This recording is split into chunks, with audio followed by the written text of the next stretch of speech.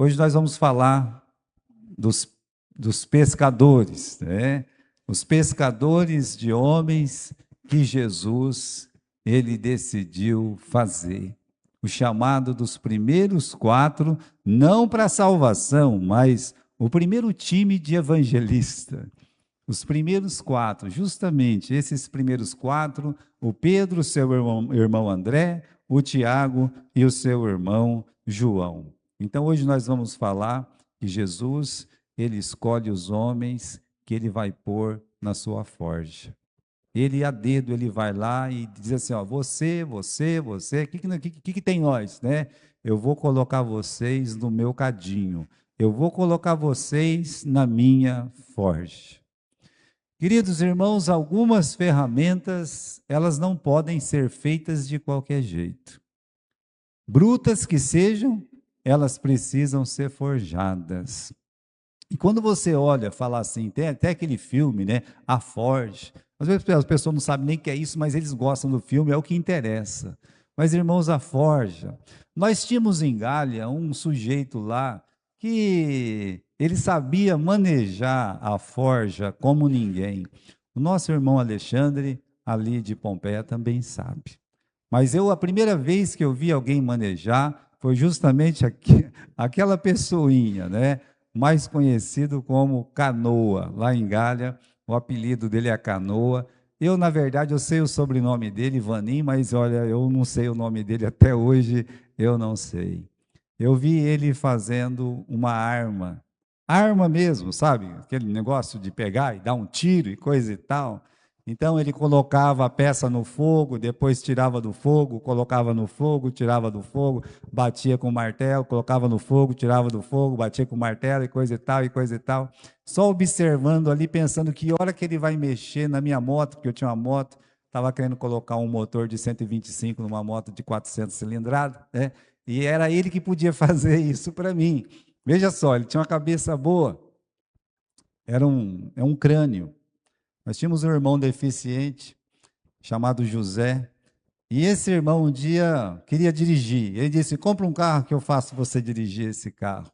E aí comprou um Opala, né? E o Canoa fez uns equipamentos lá no carro, e ele andou muitos anos com aquele carro, sendo completamente deficiente dos pés. Que eu me lembro, ele nunca bateu aquele carro em lugar nenhum. O equipamento era bom. Você visse o equipamento, você chorava, de tão simples que era e de tão funcional. Mas usava-se muito fogo. Então, a gente pergunta, né? A forja é o quê? É aquecer, pôr fogo no material, como o ferro, como o aço, para quê? Para ele derreter. Ele vai derretendo e você vai formando ele do jeito que você quer, né? Que tipo de ferramenta se faz com a forja? Aí a gente pensa assim, mas que tipo de ferramenta? É um machado, uma coisa bruta, tem que ser na forja. O bom machado é aquele que é feito na forja, né? Que mais? Picareta. É picareta. Pois é. A boa picareta é aquela que é feita na forja, sabe? A enxada, o bom enxadão. Eles são feitos aonde? O bom é aquele que é feito na forja. Agora, por quê? Né? Porque estas ferramentas estão sujeitas a estresse, a impacto intenso, sabe? Para que você usa um machado? Né? É uma agressão, ele está usando ele só para coisas duras, sabe? Pá, pá, picareta é a mesma coisa. Tá aqui essa calçada dura, pega lá uma picareta, pá, pá, pá, pá. Então, pobre ferramenta, ela nasceu para sofrer. Ela nasceu para apanhar.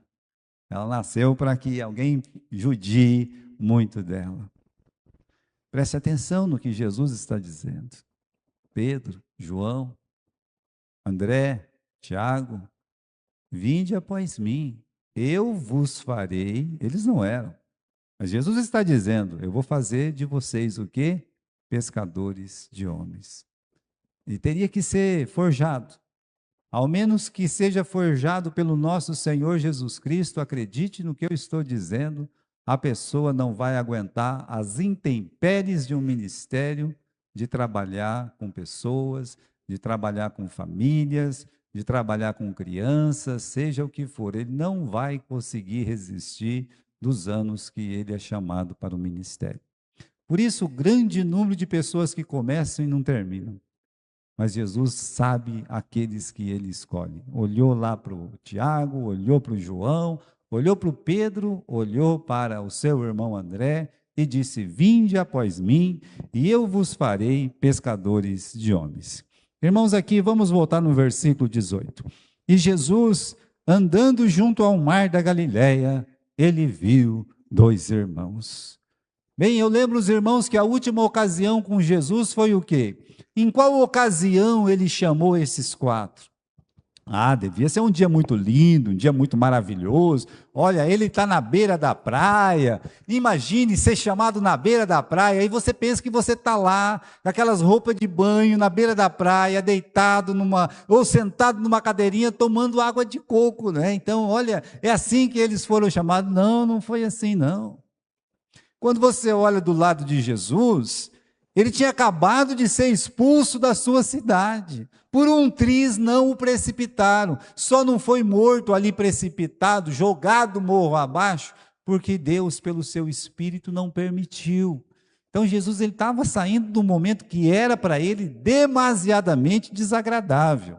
Ser rejeitado, ser quase morto ali, as pessoas xingando, as pessoas falando mal dele. Imagine, sair da cidade que ele cresceu, diante das pessoas que ele conheceu desde pequeno, humilhado, quase morto, da forma que ele saiu. Então, a ocasião que isso aconteceu não foi muito legal quando nós pensamos no momento que Jesus estava vivendo. Mas aí quando você olha para os quatro, em que momento eles foram chamados? Eles foram chamados quando estavam bem ativos. A gente tem aquela impressão, né?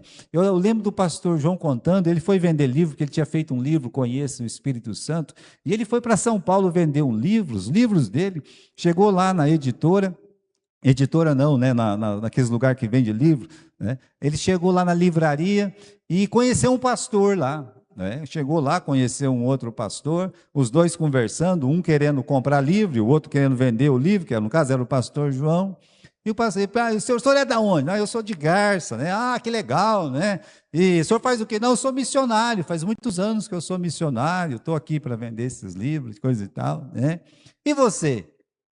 Eu sou pastor também, né? Eu estou aí esperando na graça de Deus para que Ele me dê um ministério para que eu possa começar a atuar, a trabalhar na obra dEle. Aí foi falar isso logo para quem, né? Logo para quem que ele foi falar isso? Então, pense bem, se é uma pessoa que acha que já foi, alguém colocou a mão na cabeça dele, para ele ser ordenado ao ministério, ao trabalho, por que essa pessoa já não está trabalhando? Por que essa, com tantas almas para ser salva, precisa mesmo de tudo isso? Vai ficar parado dentro de casa, vai ficar parado lá, ver navios, não vai começar uma obra, não vai começar uma nova igreja? Calma lá, quem que te chamou? Não, estou esperando alguém, uma grande oportunidade, uma igreja. Não, não é assim não. Com quem que Deus costuma trabalhar na palavra, na Bíblia? Olha o Moisés, meus irmãos, ativo, extremamente ativo. A Bíblia diz que Deus o chamou atrás do deserto. O que ele estava fazendo atrás do deserto? Nada? Não, ele estava fazendo muita coisa. Estava cuidando daquelas ovelhas, que nem dele era, mas mesmo assim ele estava cuidando daquelas ovelhas. Quando você pega um menino que nem o Davi, o que ele estava fazendo? Os irmãos dele, eu sei o que estava fazendo, tremendo de medo atrás do morro, mas ele não. Ele estava cuidando das ovelhas do pai dele. Quando o pai dele chamou ele, disse: olha, pega esse pão aqui, leva para os seus irmãos, pega esse bolo aqui, leva lá para os capitães de 100, capitães de 1000, tá? Vê como é que está a guerra lá, observa tudo. Ele chega e está trabalhando. Então, meus irmãos, se você olhar o que a palavra de Deus está dizendo aqui, que o Pedro e o André, eles estavam pescando, eles ainda estavam lá no barco, jogando as redes quando Jesus os chamou. Se você olhar o Tiago e o João, eles já estavam lavando as redes, ou seja, eles já estavam parados no sentido que já tinha acabado a pescaria, mas agora lavando as redes, ou seja, em plena atividade cansativa, depois de uma noite cansativa, junto com o pai deles. Eles não estavam parados. Então, meus irmãos, para que Deus vai chamar uma pessoa que não quer fazer nada? Por que eu não tenho oportunidade de nada, mas você não está fazendo nada? Você acha que não tem oportunidade de fazer nada na casa de Deus?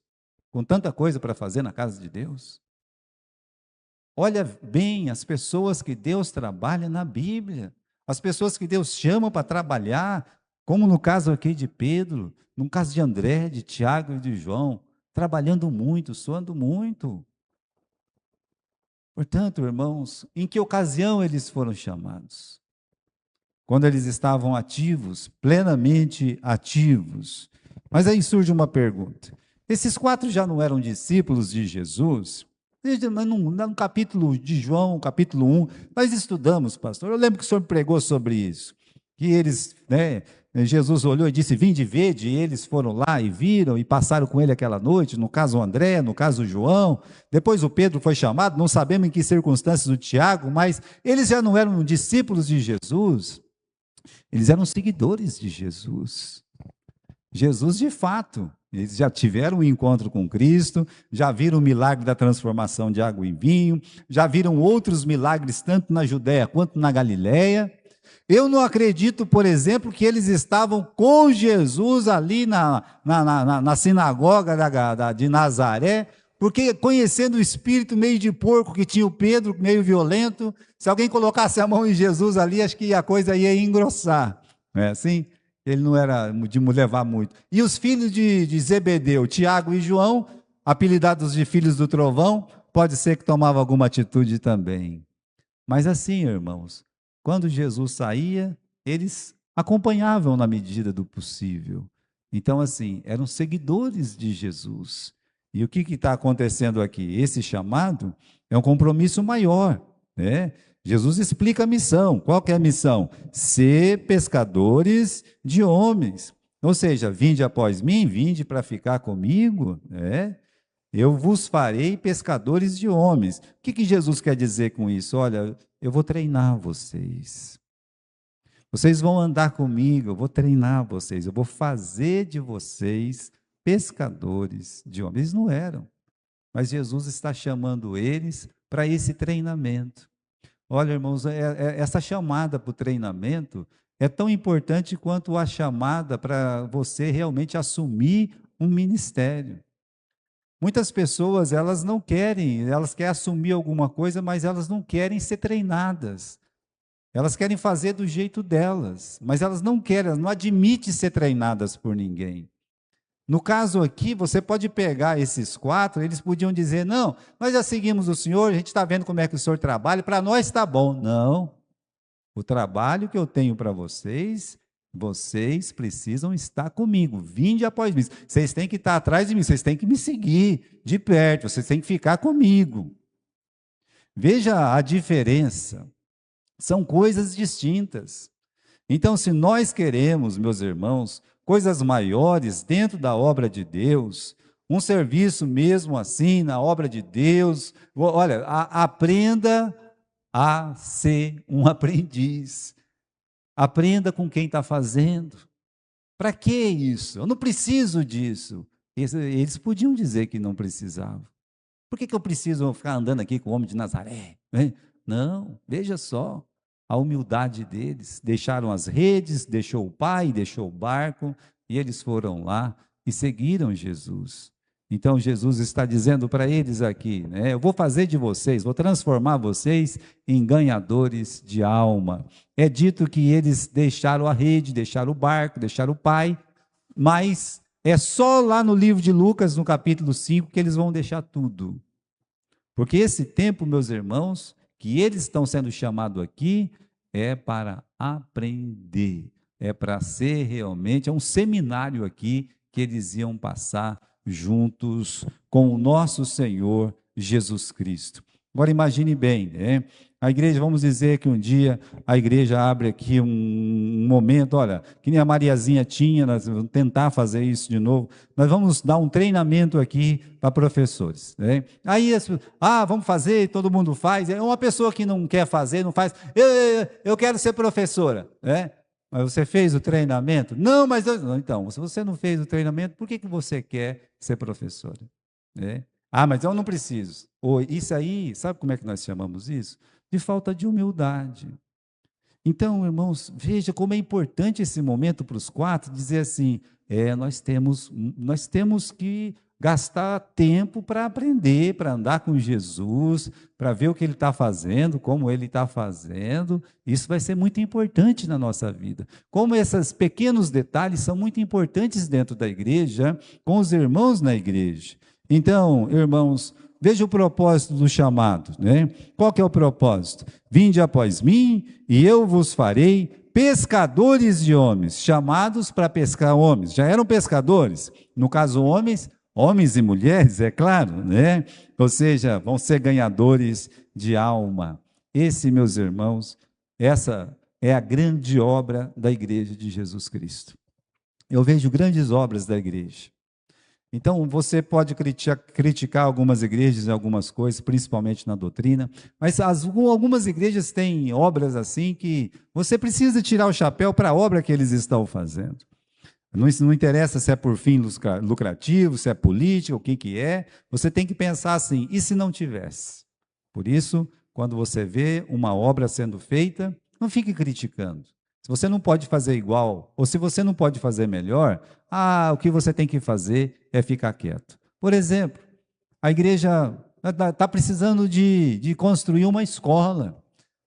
Por quê? Porque nessa cidade que a gente está não tem escola. Então, nos Estados Unidos, a escola, antigamente, quando começou lá naquelas colônias, a escola era a igreja.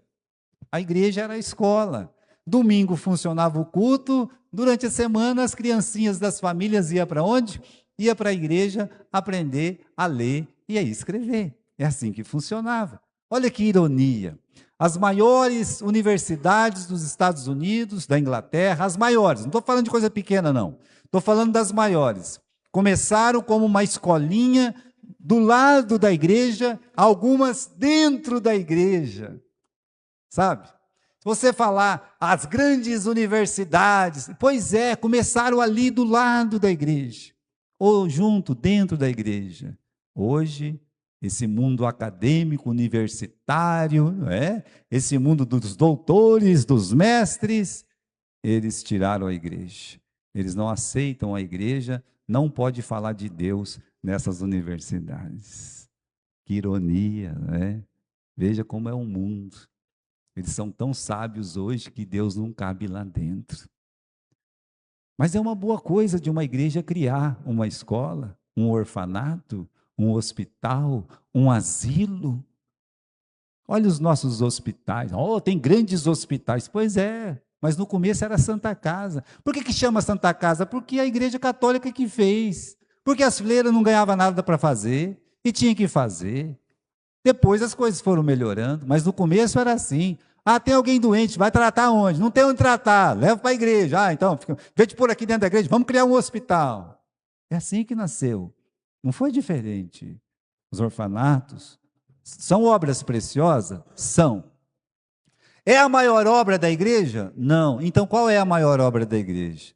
Imagine Jesus olhando para Pedro, Tiago, João, e olhando ali, para o André, e dizendo, vinde após mim, e eu farei de vocês os melhores médicos que tem aqui na Galiléia. Farei de vocês os maiores filantropos que se existe aqui na Galiléia. Vocês vão criar o maior asilo da Galiléia. Meus irmãos, é uma obra ruim? Não, acabei de dizer que são obras maravilhosas. Mas não foi para isso que eles foram chamados, porque a maior obra que existe é ganhar almas. A Bíblia diz que quem ganha almas é o quê? É sábio. Quem ganha almas é sábio. Então, irmãos, a grande preocupação de Deus é o quê? É ganhar almas. Deus, ele não poupou recursos. O que ele tinha de mais precioso, ele deu.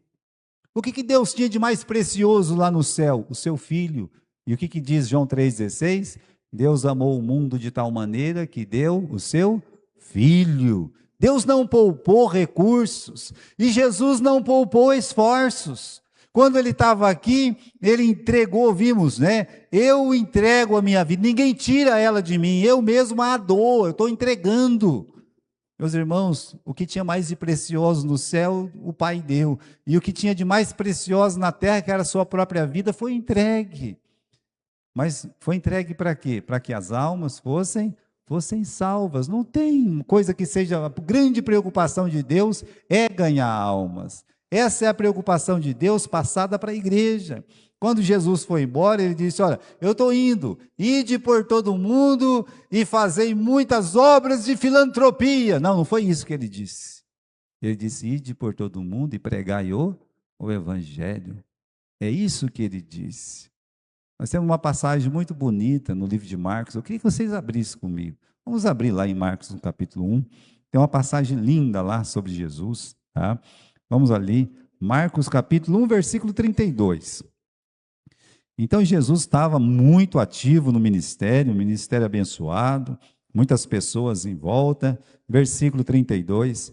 E tendo chegado à tarde, quando já estava pondo o sol, trouxeram todos que estavam doentes, e também os endemoniados, e toda a cidade se ajuntou na porta, curou muitos que estavam doentes de diversas enfermidades, expulsou muito demônio, porém não deixava falar os demônios porque todos o conheciam. E levantando-se de manhã, muito cedo, ainda era escuro, ele saiu e foi para um lugar deserto e ali orava. E seguiram-no Simão e os que com ele estavam, achando-lhe disseram, todos te buscam. Veja o que está acontecendo aqui. Eu vou resumir para vocês o que está acontecendo. Ele passou o dia todo, de manhã até praticamente de noite, curando, ajudando, um cego, um surdo, um mudo, um deficiente lá com suas pernas, sabe, curando todas as pessoas. Vinha pessoas endemoniadas, pessoas atormentadas pelo diabo. Lá está o nosso Senhor Jesus Cristo, tratando daquelas coisas, lutando contra os demônios, lutando contra as enfermidades. Chegou de noite, dormiu um pouco, daqui a pouco não era o sol não tinha vindo, ele sai bem cedinho e some, dá um sumido, como o pessoal fala, caiu fora. Foi num lugar, ninguém sabia onde ele tinha ido. Ninguém, vírgula, né? Porque o Pedro sabia quase tudo. Ele pegou lá outros amigos, outros discípulos, e foram atrás de Jesus. Qual que é a palavra aí? Senhor, todos te buscam. O que ele quer dizer com isso? O Senhor não está vendo que tem um monte de doente para ser curado, um monte de endemoniado para ser libertado? E o Senhor está fazendo o que aqui? É isso. Como assim? Então Jesus só veio curar, só veio tirar demônio. Aí Jesus dá uma lição preciosa. Aqui no capítulo 1, no versículo 38, quando eles falam assim, todos te buscam, Jesus responde no versículo 38, e ele disse, vamos às aldeias vizinhas, para que eu pregue ali também, porque para isso eu vim. Ele não voltou para aquela cidade para curar e para expulsar demônios. Ele disse, vamos em frente. Vamos para a próxima cidade, para que eu pregue, porque eu vim para isso. Então Jesus, irmãos, ele cura, ele liberta, é verdade. Mas ele veio fazer o quê? Ele veio pregar, anunciar a salvação. É isso que ele fez na sinagoga de Nazaré. Então, quando a gente fala, qual que é o propósito do chamado desses 4, né? É que eles fossem pescadores de homens. Eu quero fazer de vocês ganhadores de almas. Essa é a obra da igreja. Não tem uma obra mais preciosa que uma igreja possa fazer do que ganhar almas. Jesus disse, o Filho do Homem veio fazer o quê? Veio buscar e salvar o que se tinha perdido. Aí olhamos um pouco mais, irmãos, e parece que a matéria-prima que Jesus escolheu tinha pouco potencial. Olhar só por esses 4 aqui, né? Com certeza a gente podia dizer assim, ele sabe ler? Sabe? Com certeza, todo menino judeu aprendia a ler, aprendia a escrever. Mas eles são chamados de iletrados lá no livro de Atos, é fato. Por que eles são chamados de iletrados? De plebe, chamado até de plebe maldita, não foi isso que os fariseus disseram? Então, dessa plebe aí, está seguindo eles. Por que eles eram chamados assim? Porque, meus irmãos, eles não estudaram nas sinagogas de renome, tiveram mestre de renome, como o tal do Saulo de Tarso teve o Gamaliel, e eles não tinham nada disso. Eram homens do campo, meus irmãos, pessoas que tinham a vida dura, pescadores que saíam com o rosto tudo queimado do sol, sabe lá quantas rugas tinham naquele rosto, que não tem tempo para fazer uma barba direito, não tem tempo para pentear o cabelo, não tem tempo para se cuidar. Homens rudes, com problemas, com limitações, cheio de problema. Olha, Jesus mal chamou o Pedro já chegou e falou assim, ó Senhor, tem um problema lá em casa, lá. O que é? Ah, minha sogra está doente, né? E Jesus tem que ir lá, ele tem que ir, acudir. É aqueles não têm uma percepção apurada, porque eles são limitados. Como assim, pastor? Eles não tinham, meus irmãos, aquele QI, o QI que se exige para a pessoa fazer lá uma faculdade em Harvard. Eles não tinham esse QI. Eles provavelmente não iam passar em primeiro lugar no Enem. Provavelmente eles jamais poderiam conseguir uma vaga lá como é que fala? ITA, né? Uma das mais procuradas do Brasil. Ah, vou passar no ITA. Não, eles não iam passar, não. Pobrezinho, se eles fizessem o Enem, ia ficar naquela fila de espera e muito. Mas a percepção era assim. Sabe aquela pessoa que a gente fala assim, isso não tem muita cabeça. Eu não tinha problema nenhum para Jesus. Jesus olhava para eles e falava assim, olha, o que eu estou fazendo aqui, aquela toalhinha na mão, no ombro, lavando os pés dele, olha, o que eu estou fazendo aqui, vocês não vão entender. Como se dissesse, não adianta eu querer explicar agora para vocês, porque vocês não vão entender. Lá na frente vocês vão entender, deixa que depois vocês vão entender. Então, meus irmãos, não eram, segundo o mundo, as pessoas, os gênios deste mundo, não. Lembra que Paulo diz que Deus escolheu as coisas loucas deste mundo, as que não são, né, para confundir as que são. Uma outra coisa, né, a insensibilidade e muitas vezes a falta de compaixão que eles tinham. No caso da mulher samaritana, eles ficaram invocados porque Jesus estava conversando com a mulher e, para piorar, uma samaritana. E uma insensibilidade que chegava ao absurdo. Senhor, o Senhor quer que a gente taca fogo nessa cidade aqui? Partiu de quem? De dois que estavam sendo chamados naquele dia, o Tiago e o João. Então, eles não eram, meus irmãos, pessoas que podiam se dizer, olha que potencial que tem esses meninos aí, orgulhosos, com pouco senso de perdão, visão missionária zero, né?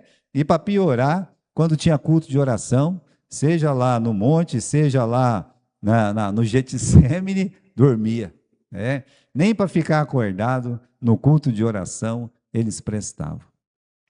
Então parece que não tem potencial nenhum aí, nenhum. E a gente, irmãos, pergunta, né? O que Jesus viu nesses 4, ou na turminha dos 12? O que Jesus viu? Não podia ter escolhido, né, uma equipe um pouquinho melhor? Você veja só como é o mundo, e um mundo tão diferente do reino de Deus.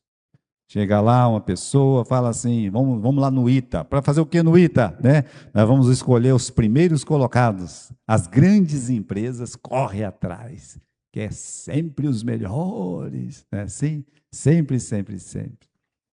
Aí você vê, por que Jesus não foi lá em Jerusalém, não falou com Gamaliel, não falou lá com os grandes mestres e pegou os primeiros alunos da classe, os formados já?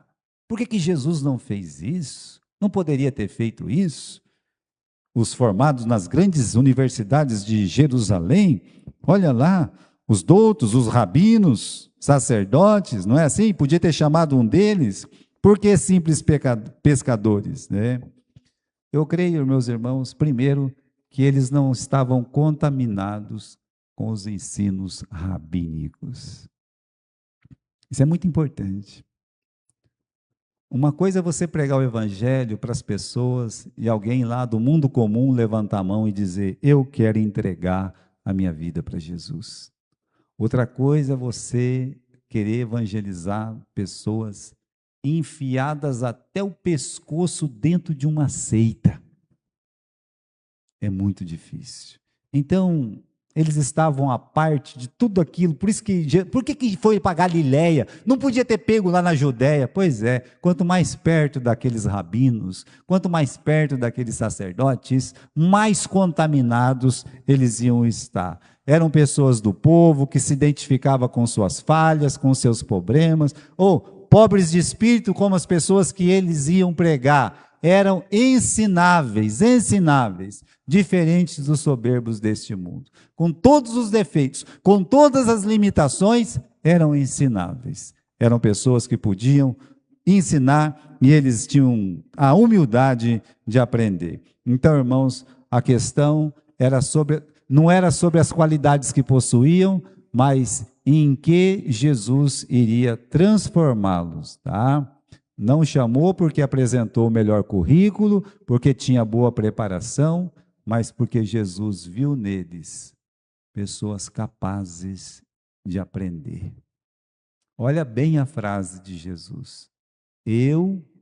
Jesus, vos farei, quer dizer, eu, Jesus, vou fazer de vocês. Vocês não são nada. Vocês são um bando de teimoso e letrado, vocês são um bando de pessoa limitada, sem boa percepção, sem desejo de perdoar, sem visão missionária. Essa é a verdade. Mas Jesus disse: eu vou transformar vocês. Eu vou fazer de vocês pescadores de homens. Vocês vão ser ganhadores de almas.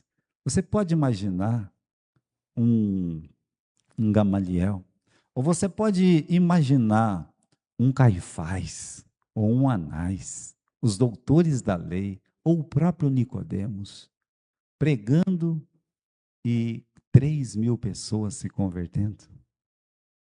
Eu não consigo imaginar. Mas eu consigo imaginar que aquele pescador que estava lá jogando as redes, ele se levanta no meio daquela multidão, em Atos capítulo 2, e fala do amor de Deus. Fala da salvação que tem em Cristo Jesus. E 3.000 pessoas se convertem. Olha a transformação que houve daquele pescador para um grande ganhador de almas. Então, meus irmãos, penso, né, como é bom poder ser chamado para servir na obra do Senhor. O que pode ser maior e melhor do que ser chamado para a obra de Deus? O que tem maior do que isso? Já contei para vocês. Quando eu fui chamado com 17 anos, fui fazer o seminário, eu estava em paz com Deus, sabe? E estava tão feliz. Com 20 anos, não tinha nem 20 anos ainda, a igreja de Galha permitiu que eu ficasse lá e pregasse a palavra de Deus. Aquilo foi uma bênção para mim. 2 anos depois eu passei naquele concurso, sabe? E por 9 meses eu só ia para Galha de 15 em 15 dias. Ou seja, a igreja ficou em segundo plano. Então, que lugar que a palavra de Deus, que lugar que a igreja de Deus estava na minha vida.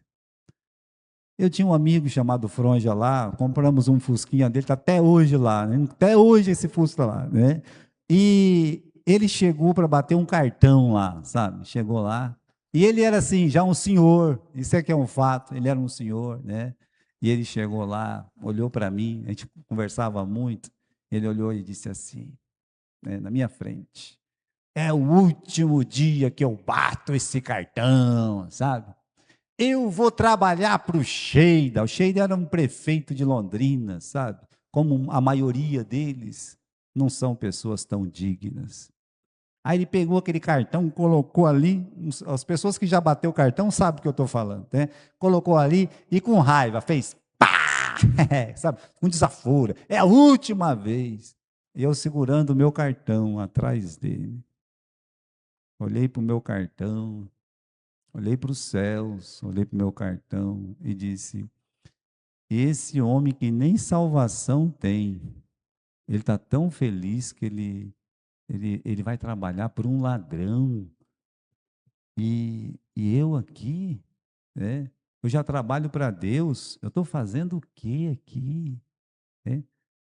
Que lugar que eu estou. Não, eu não vou nem bater esse cartão. Né? Eu vou deixar esse cartão para o chão. Né? Fui lá e entreguei. Sabe, Deus usa essas coisas, meus irmãos, para tocar a gente. Então veja, que pode ser melhor e maior que ser chamado para servir a Deus na sua obra, né? Deus falar para Israel: Tu és o meu povo, ó Israel, né? Em quem eu serei glorificado. Você ser usado por Deus para salvar uma alma. Não importa quantos anos tem essa alma. Você ser usado na sua classe, uma criança tão pequena pode entregar a vida para Jesus e dizer: professora, professor, eu quero entregar a minha vida para Jesus. Não tem um serviço maior, melhor do que esse. Eu não sou muito bom nem para dar aula, nem para nada, mas você pode convidar uma pessoa. Eu não sei o que falar, mas leva para quem sabe.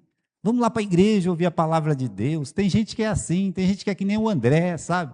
Se não está pegando o irmão, está pegando lá o rapazinho dos peixes, dos pães. Por quê? Ele pega essas pessoas e leva para Jesus. Ele não é o grande pregador, mas ele é uma pessoa que conduz muitas pessoas para a salvação. Então é o momento mesmo para a igreja refletir sobre o tema da evangelização, meus irmãos, né? Olha, a gente tem uma comunhão maravilhosa, aprendemos tanta coisa aqui da Bíblia, seja com o pastor, seja na aula do irmão Renato, seja quando alguém vem pregar aqui, a gente fica aqui com as nossas riquezas espirituais, né? E nos esquecemos que lá fora tem tantas pessoas perdidas, cantamos bonito aqui, esquecemos que as pessoas não estão ouvindo essas músicas lindas lá fora, né? Podemos gostar tanto daqui que nos esquecemos de quem está lá fora. Aí, meus irmãos, a nossa agência de resgate pode facilmente se tornar num clube social. Eu estava lendo um artigo muito interessante, que foi de um lugar, né? A história de uma pequena estação de resgate, né? Numa costa marítima muito perigosa, onde tinha muito naufrágio. Então, o pessoal da cidadezinha lá, alguém chegou e disse: Olha, as pessoas estão morrendo ali no mar, e a gente tem tanta, né, habilidade com as águas, vamos criar uma agência para a salvação dessas pessoas que estão morrendo afogadas. E fizeram uma cabaninha, sabe, uma coisinha pequenininha lá, e sempre ficava alguém de vigia. Ah, o barco bateu lá, saía os nadadores, sabe? Os bonzão lá da cidade saía correndo tudo, ia lá, ajudava as pessoas, eles ficavam tão felizes. As pessoas vinham, eram resgatadas, não morriam, né? Aí alguém chegou e disse: Não, isso é um trabalho muito bonito, vamos investir nisso aí, nós vamos ajudar isso aí, né? Não, ó, tira essa cabaninha, vamos fazer uma coisa mais bonita. Fizeram uma coisa mais bonita, não, mais bonita ainda, vamos fazer assim uma sede enorme, porque aqui é muito perigoso, tem muito naufrágio, vamos fazer uma sede muito linda. Ah, vamos fazer investimento, vamos comprar equipamento aqui, um barco bom para atender essas pessoas. É isso mesmo, é isso mesmo. Aí um dia se afogou lá, bateram tanta gente machucada com sangue. Aonde nós vamos levar? Nós vamos levar lá para a sede. Mas a sede tinha um tapete bonito, uns bancos tudo almofadados. Aí o presidente, vice-presidente, secretário, tesoureiro, não, aqui não pode entrar. É, não pode. Não, sujar tudo de sangue aqui, esse negócio. Não, ó. Nós não queremos saber mais negócio de tal frágil, não. Nós já temos nosso clube aqui, a gente tá bem, né? Aí alguns foram tocados. Não, mas não foi para isso que foi criado? Foi. E por que não pode mais receber? Vamos criar uma nova. Fizeram uma nova cabaninha. De novo, já que eles estão com aquela sede grande lá, deixa eles para lá. Vamos fazer uma nova cabaninha. E fizeram uma nova cabaninha. E aí, o que aconteceu? A mesma coisa. Foi crescendo, criaram um clube grande, né? Daqui a pouco, os náufragos não podiam mais ser atendidos porque o clube era muito bom, era muito bonito. perdeu-se o propósito. Veja, irmãos, por que Deus criou a igreja? Nós chamamos a igreja de hospital das almas. Não existe um serviço que seja mais precioso, maior, do que ganhar almas. Veja, tudo que a gente faz, às vezes é muito trabalhoso, é muito difícil. Por quê? Porque a igreja, eu estava falando, né, na quarta-feira, a igreja ela não trabalha com pessoas, estava falando de liderança capacitadora. Uma coisa é uma liderança capacitadora numa empresa que nem a Marilã, numa empresa que nem a Dori, numa empresa, lá funciona. E funciona bem, por quê? Porque você pediu uma coisa, você faz, se a pessoa não fizer, o que vai acontecer?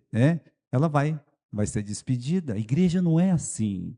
A igreja é o hospital das almas, onde existem muitos voluntários, pessoas de diversas famílias e de diversos pensamentos, com pouca ou muita possibilidade, que se juntam nos seus problemas, nas suas dificuldades. Eles também têm problema em casa, eles também têm problema lá no serviço, eles têm problema dentro da própria igreja muitas vezes, mas eles estão trabalhando voluntariamente.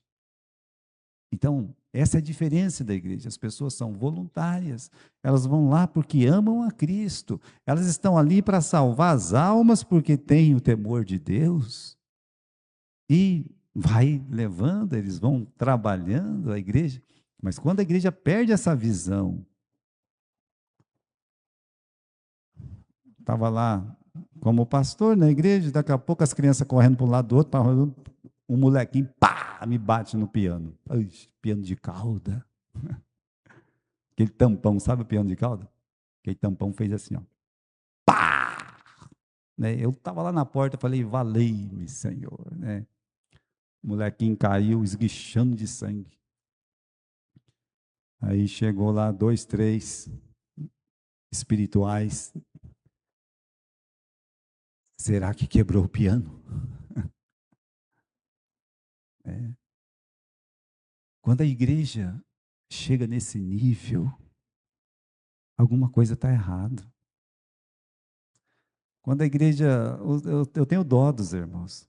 Aqui está o Adão, está o irmão Marcos. Ficaram semanas aqui pintando, lixando, pintando, lixando, pintando, lixando, pintando, lixando. Daqui a pouco vai aparecer alguém e vai escrever: vai, Corinthians! Né? É a realidade. Eu antecipei para eles. Não foi, Adão? Vocês estão fazendo, eles vão sujar, eles vão riscar. Vai quebrar. Mas, olhando para eles, eu acho que se precisar, eles pintam tudo de novo. Esse é o verdadeiro desejo do cristão, trabalhar para Deus. Portanto, irmãos, vamos terminar, né?